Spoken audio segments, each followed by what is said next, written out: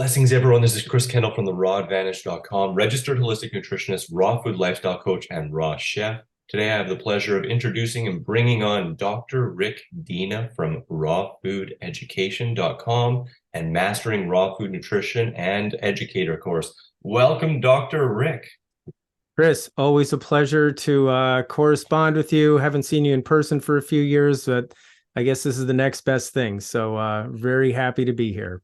We are dang blessed to have you and blessed to be able to go on Zoom and connect like this. And there are very few people I know that have the education and the know-how and the breadth of experience with over 35 years on the raw food path to share about so many dang topics. I know you have a webinar coming out fairly soon about misconceptions about fruit, which is rampant in today's information, but I understand that you'd love to espouse on some of those misconceptions we have going on out there. Yeah. So this can be a little preview for that. Yeah, gosh, so much confusion in the world out there. You've got people saying all sorts of crazy things, and it's like people's business coaches tell them, say provocative things, whether they make sense or not doesn't really matter. Yeah. But if it's more controversial, it'll get you more exposure. And that's what it's all about. And it's part of what I call the information age paradox. Compared to when I started, I'm going to sound like an old geezer here. Back in my day, I had to walk to school in the snow, and there wasn't social media, and it was, the mid to late 1980s. And most of the information out there was pretty solid. People cared. If they were a teacher, they had written books, they had studied, they went to school. Most of the information was really good. Now, today, there's more information than ever before. But the percentage of it that's good is lower than ever before. So that's the paradox. So there's just so much misinformation out there. And our upcoming webinar, that'll be either August 7th or 14th, one of those. And then we always have a replay. We do it at two different times because we have people from all over the world. But in any case, it's going to be misconceptions about fruit, because fruit is so incredible. Yeah. You need some veggies in there too. But you're a doctor. You're saying fruit is good for you? Yeah, believe it or not, right? That's so weird. And it's so unfortunate when people miss out on the benefits of eating it because of things that aren't even accurate. Yeah. So number one, I wanted to mention fruit and triglycerides. Triglycerides is a fancy... Yep, it's a big one. A fancy way of saying blood fats. So they say that fructose, all fructose turns to fat in the liver and then raises your triglycerides. And triglycerides are a risk factor. This part's accurate. Risk factor for cardiovascular disease and other issues that we could do without. And Dr. Karen is actually going to show in the webinar the metabolic pathways, a little bit oversimplified, of fructose's fate in the body, what it can do depending on the metabolic conditions at the time, if you're consuming the right amount of calories versus over consuming, and what else is going on if you're insulin resistant or insulin sensitive, etc. And then my part that I'll touch on is I have had the good fortune, having been on this path for a number of years, of working with a lot of people over the years who eat lots of fruit in their diet. 50, 60, 70, 80% of their calories come from fruit. And they've come to me for consulting, and we've ordered lab work on them. A bunch of things. There's a lot we could talk about there, but including their triglyceride levels. And most of the time, 90+% of the time, their triglycerides are at a really excellent level. Now, Chris, I'm not sure where most of your viewers are. There's different units out there that are measured. It's usually in millimoles per liter in most of the world. It's milligrams per deciliter here in the U.S. So those of you outside of the U.S., if you don't mind dealing with me, I will talk about it in milligrams per deciliter. The normal medical reference range is you want triglycerides to be below 150. I actually like to see triglycerides below 100. And the majority of the time in high fruit eaters, that's the case. I'm actually going to show, with the names crossed out, a whole bunch of those in our upcoming webinar.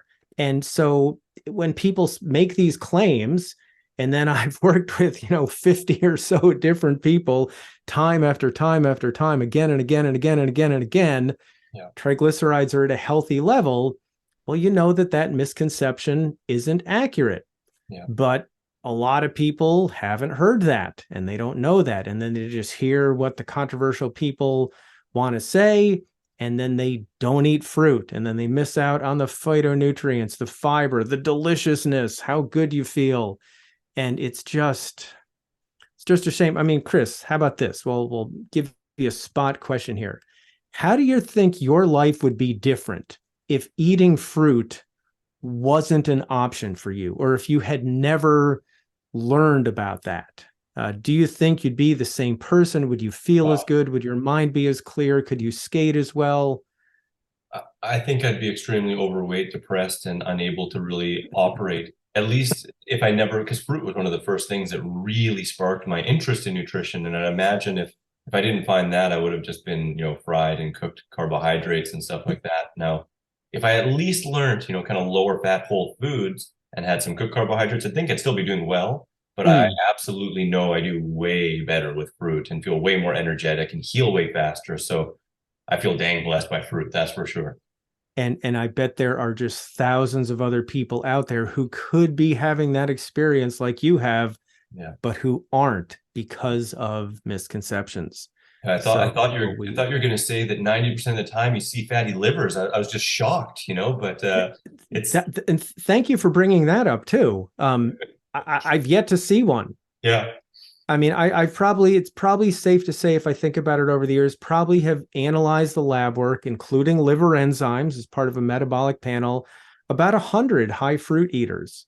yeah, And I've yet to see one with fatty liver. And you'd know because you'd see elevated liver enzymes and yeah. you'd see high triglycerides and you'd see insulin resistance and other issues that you don't. Now, occasionally it may happen, but that would be the exception, not the rule.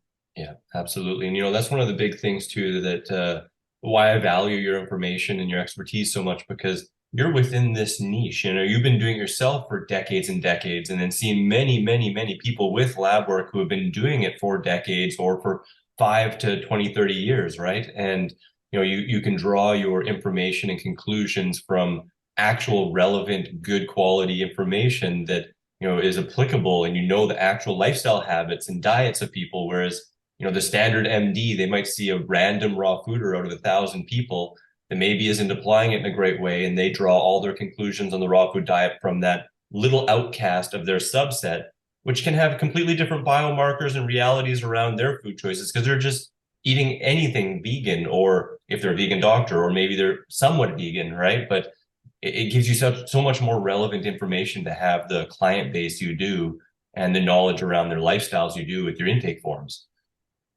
No, it's so true, and it's so exciting. Yeah, I've said that oftentimes too. Typical MD, maybe once or twice in their career, a raw vegan comes by because most of us don't get sick. We don't need to go see the doctor, so they have limited experience. And being a raw foodist myself, I've attracted a lot of those people. And every time I open up someone's lab testing, it's like I'm a little kid on Christmas. I'm like, oh, I can't wait to look at all the numbers and check it all out, and it's so much fun. And I've learned a ton from my patients over the years. And most of the time, I learn about good news. And then I get to share this from a position of experience to help bring other people in. So it's Absolutely. always good to see that stuff. So what's another big misconception you find out there about fruit that you'd like to tackle from your Yes. webinar? Probably the next biggest one, and I don't know that we're going to go into this in the webinar. We're going to go into the fructose thing and the triglycerides and the pathways really in depth. Yeah, But I'll mention this one here. Well, fruit, there's fructose and glucose in there, simple sugar. So people figure fruit causes diabetes. yeah, yeah, And oh my gosh, that's really a subset of that carbohydrates cause diabetes. yeah, And the basic model goes, you eat some carbs, and there's some truth to this. You eat some carbohydrates, that makes your body make insulin. Insulin tells your body to make and store fat. And by the way, it's the thing that creates triglycerides, or that happens in your liver, but insulin stimulates that.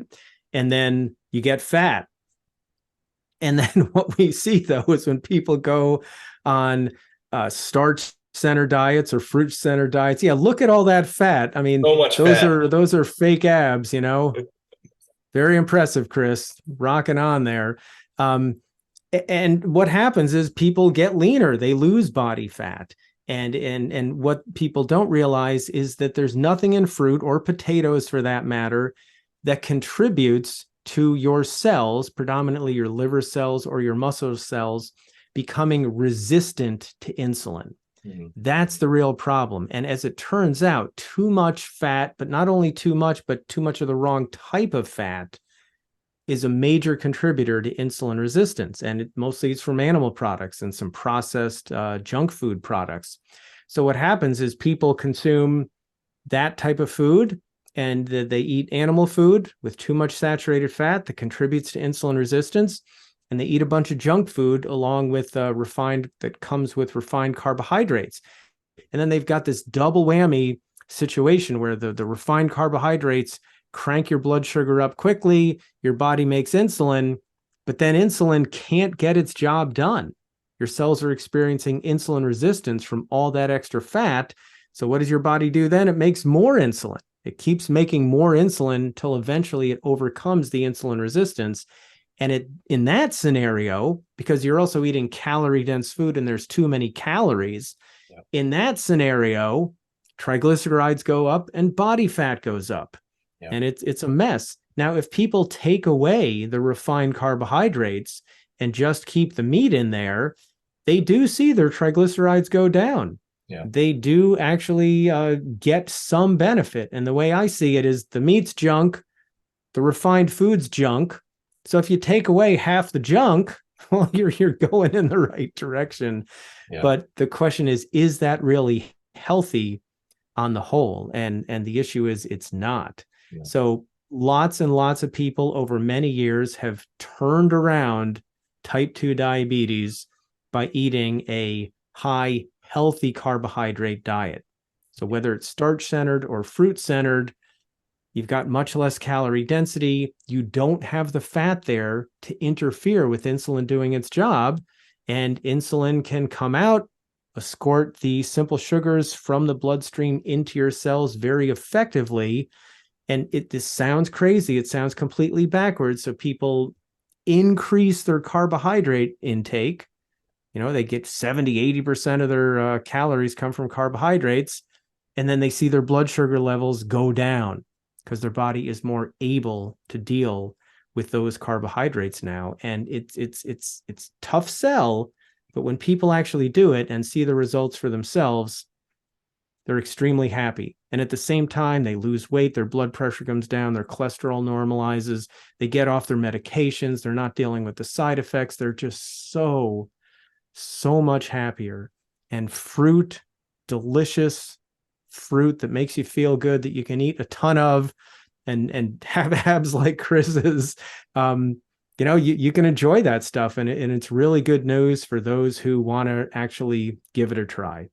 Absolutely. You know, it's a scary thing out there, especially in common social media and diet culture, not really understanding those mechanisms because that's been known for like 100 years in the medical literature, right? But It it keeps has, yep. popping up and up and up, and they present the tail wagging the dog to fix the problem, but it never actually fixes the underlying condition. It's just a bandage, right? And it's Yeah. it's sad. So that's why we need this education really being put out there because I've even seen prominent raw foodists who used to eat lots of fruit lumping fruit into the same category as refined carbohydrates and other kind of refined foods. And it's really sad to see, like such poor information. Sugar is not sugar. Fruit and fruit sugar is vastly different. Yep, that's what they say. Sugar is sugar is sugar. Sort of So like lumping all fats together.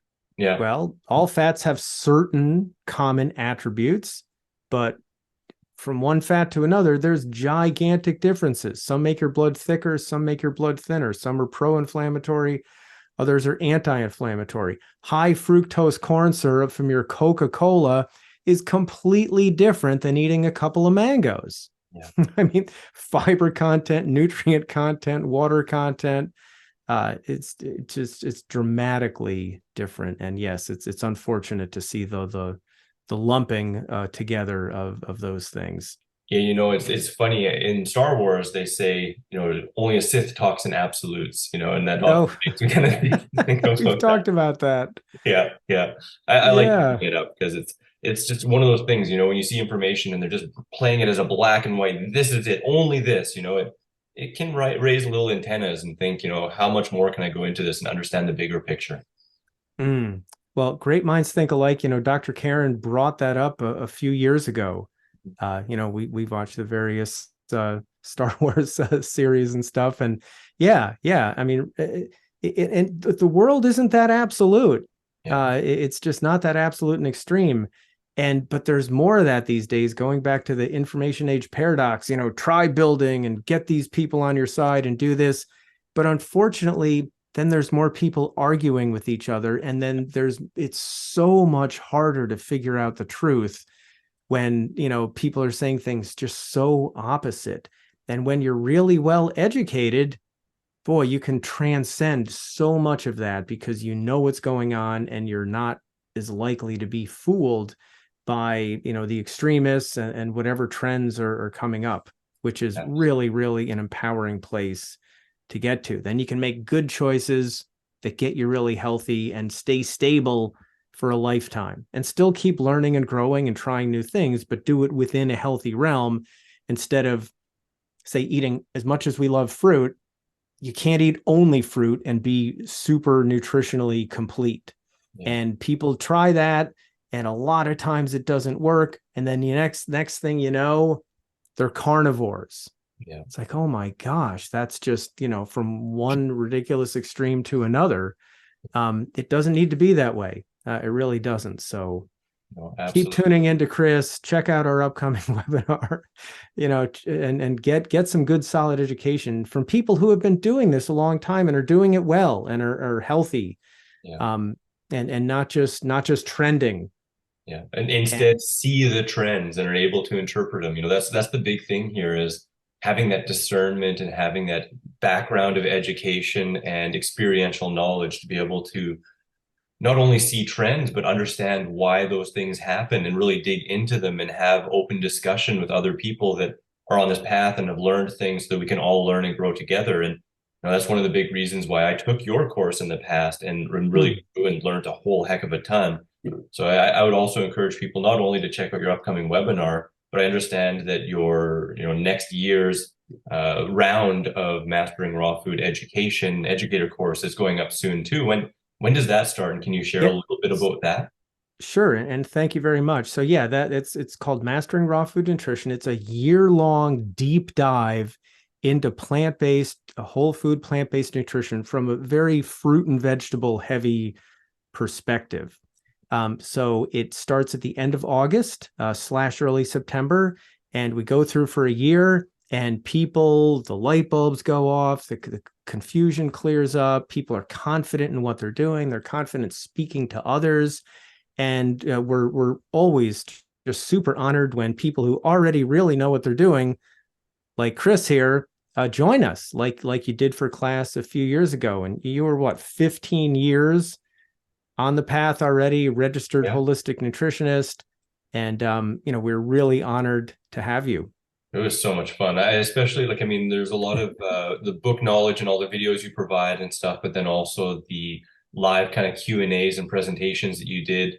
I believe it was 3 times. Was it 3 times a week, or how often are the Yeah, so what live? we do is we have 2 hours worth of pre-recorded educational videos that students have access to each week, and they can watch on their own schedule as many times. And then on Tuesdays, we Yes. have 2 different live conference times because we have students from all over the world. And usually one of those times works no matter where you are. And that's where there's questions and answers, commentary, discussion, just make sure everything all fits together and makes sense so people are confident in what they're doing. And then the students get to know each other a bit and share some stories and experiences. And yeah, it's an awful lot of fun. I absolutely had a blast. And as I said, even though I've been doing this for a long time and really dove my head into information and trying to learn from as many people as much as I could, I learned a ton. And I still reference back to the books and really enjoyed my time with all those calls and everything too. So I definitely encourage anyone to check that out. And as you said, that starts at the end of August as well. So you have a little bit of time to check Yep. that out.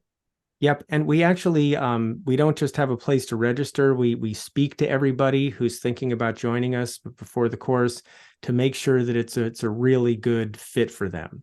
It's somewhat of a significant financial commitment. It's definitely a significant time commitment. We ask for about 200 hours of your time over the course of a year. So we want to make sure it's a good fit for everybody. But like Chris said, it's a lot of fun. It's so informative. I mean, Dr. Karen and myself, the raw food diet has made such a huge difference for us. And we're just nerds. We love studying this stuff and figuring it out and sharing with people and having it all make sense. And, along the lines of you joining us, Chris, approximately 20% of our students are either already influencers, coaches, educators like you, Chris, or they would like to be, and they want to, get the nutrition and the science down first to have confidence in guiding other people. And so we've had, like, you came up with a course after taking our course. We've had that happen in several other occasions. Other influencers join us. So you're I think a lot of your viewers know about your awesome bundle that you put together every year with Lissa. Yeah. And so Lissa's in class with us this year, as well as her husband, Nate. And she's very vocal about that on her Instagram. So I don't think she'd mind me mentioning her. And so we've had, a lot of other influencers join us, and we're always honored. And it's just always so much fun. And they're more clear on this. And Lissa comes to us sometimes with like, this guy was arguing me with this and that and the other thing. And how do I respond? And we're like, okay, let's put it all together. Remember, we learned this week 17 and we learned this week 25. Okay, let's get extra clear. And she's like, oh my God, this is great. Okay, I'll let you know next week when I go back and argue with the guy.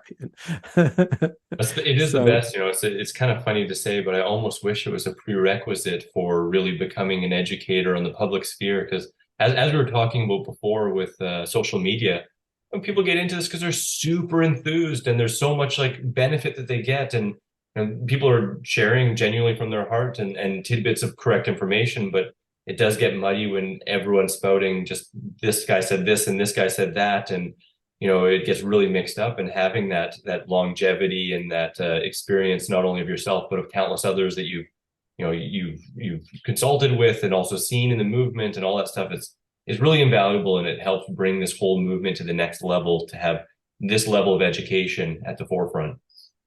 Yeah, we really try to put together our 35 years each on this path with clinical experience. I mean, things we learned at school, earning our doctorate degrees, all that science stuff really made what we had known about nutrition already extra clear. And then working with patients and seeing their lab work, like I mentioned earlier, over the years, along with all the research articles out there, making sense out of all that stuff and putting it all together is just, it's our idea of fun. And when we see our students say, wow, this makes more sense, most students make major improvements to their diet, because even though we're not set up as a support group, it's hard for them not to be inspired by the education. They learn this, that makes sense. Okay, now I get how to do it. What mix of fruits and vegetables and healthy fat and how much, and, put all that together.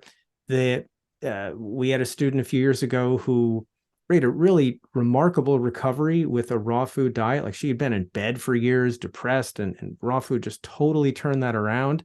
And her family was happy for her, but she also had several medical doctors in her family. Even though they were happy for her, it was hard for her to discuss the benefits. Well, they knew the benefits, but discuss the reasons for her benefits with them. And as she was taking our course, she said it got much easier to talk to her doctor family members about that. And not only is that good for them, but then it just makes whoever it is who's sharing this information feel that much more confident. Like, oh my God, if people see me eating my fruit, are they going to ask me something? And am I going to feel like a weirdo? Instead, they're like, hey, wave this around. Come on, people, ask me a question. I'm ready. I want to, and you feel so much more confident. And that's part of health too. Huge, man, so huge. Always honored when that happens, and it usually does, and it's so cool. I tell you, Dr. Rick, I think the two biggest reasons people have a hard time on this diet is either fear of fruit and like those misconceptions hitting home and not eating enough calories from fruit, or otherwise not having the proper education to be confident and competent in doing what they're doing, and being Mhm. able to master that social sphere in those situations. And between what we've shared here, your upcoming seminar, and all you guys got going on with the course coming up, I think people can be really covered and help them with their success. So I just want to acknowledge you and Dr. Karen, with all you guys do. So much love to you both. And, I find your information, your heart, and all the information you put out is just so invaluable. So thank you so Awesome. much for And taking the time to come could I today. say one more thing just to Absolutely. Absolutely. extend your, and thank you for the kind words here. If you're watching this video and let's say it's September or something, oh, you missed it. What we do is we put all of our webinars, we record them all, and then we put them on a page on our website. So if you go to rawfoodeducation.com and click on the Mastering Raw Food Nutrition tab, you'll see a dozen or so past webinars and misconceptions about fruit, calcium, zinc, and different nutrients, essential fats. We have just so many things there. All of them talk about our background at the beginning, and then the last 15, 18, 20 minutes talks about the Mastering Raw Food Nutrition course. But then each middle section is 30 to 40 or so minutes worth of sample teaching material that's really educational. So anyway, just wanted to mention that. And Chris, could I bring up one other thing to put you in the spotlight here for a moment? How Absolutely. about raw food diets and bone health? That's a good one. Let's say hypothetically someone got really injured, including some broken bones. Yeah. Is it possible to heal really well and have all the conventional doctors be really happy with your progress if you eat a raw vegan diet, including tons of fruit? Absolutely. I tell you, Dr. Rick, I mean, that's really why I got into raw food nearly 20 years ago, is to recover faster from skateboarding and athleticism. And I'd injured myself a ton before raw food, and I've injured myself some definitely after raw food, because I take my sport pretty seriously. I really enjoy it and push myself. So yeah, I fractured my back and compression fractured one of my L4, and I have photographs of it being crushed, and then photographs of it 3 years later going back to normal, regrowing, which my chiropractic doctor said he had never seen before in his career. And I was in a motorcycle accident recently in 2018 and recovered incredibly well, with my surgeon and my PT saying, like, if everyone healed like you, we'd have the easiest job in the world. So I find I heal Wow. generally about 2/3 the time of the average person. And I've recently done some kind of webinars a little bit as well, kind of on speed healing with raw food, which is just a beautiful thing that we can really heal so well and so fast when we give our body what it needs. That's the thing, right? We just get out of the way and give it what it needs. Sounds awesome. And I'm sorry I haven't seen those. We're busy, talking to people about our course and making webinars and stuff. But I know, I've heard some tidbits. Karen checks that stuff out more than I do, but we know you're recovering really well. And actually, when you joined our class, Mhm. then your motorcycle accident happened, and we thought, oh my gosh. I mean, first of all, we were like, thank God you're alive and all that stuff. You had some recovering to do, but then we got to hear you on the Tuesday conferences.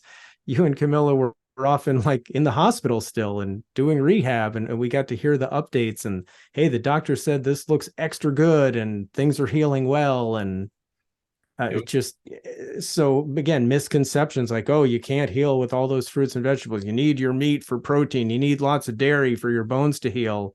Yeah. You've been ahead of the curve. We've been ahead of the curve, and they have been overjoyed with the results, and as have we. And I mean, I saw Camilla get her iron levels from being incredibly low to sufficient in a faster amount of time on a whole food plant-based diet than the doctors normally see with supplements. It's really Wow. amazing. So raw food, whole food for the win, and it's amazing what you can do and how fast you can recover, or more. You can put more energy into the things you love that way, right? Because it just makes everything better.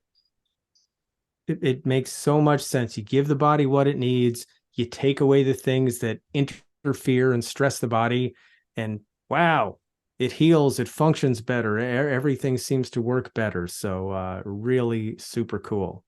I love it, man. I love it. It's one of those beautiful truths, right? That health is the natural outcome of healthful living, and that we're designed to be healthy. Like it's a blessing. Absolutely. I'll second the motion. Well, thank you again so much, Dr. Rick. It's always a pleasure. And I really encourage everyone to check out your upcoming webinar as well as your online course. I'll make sure I have all that information in the show notes below, as well as some links to some other cool videos we've done in the past, because we've covered a couple really fun topics and I've interviewed you as well on there. So I hope everyone checks all that out. But start with the webinar and the upcoming stuff and go from there. All right. Thanks so much, everyone. Pleasure speaking with you. And Chris, it's always an honor. Mutual for sure. Well, thanks again, everyone. Wishing you much peace, love, and seasonal fruit. Common misconceptions about fruit. Be sure to check out the webinar and his course. Ooh, don't forget to check out my raw recipes playlist in the top left, the video just for you in the top right, subscribe for more videos in the bottom right, and get your 3 free ebooks in the bottom left. Grab your free raw recipe app available on iPhone and Android with over 100 free raw recipes, common fruit and vegetable calorie breakdown, frickin' raw and food combining chart, shopping cart function, and so much more.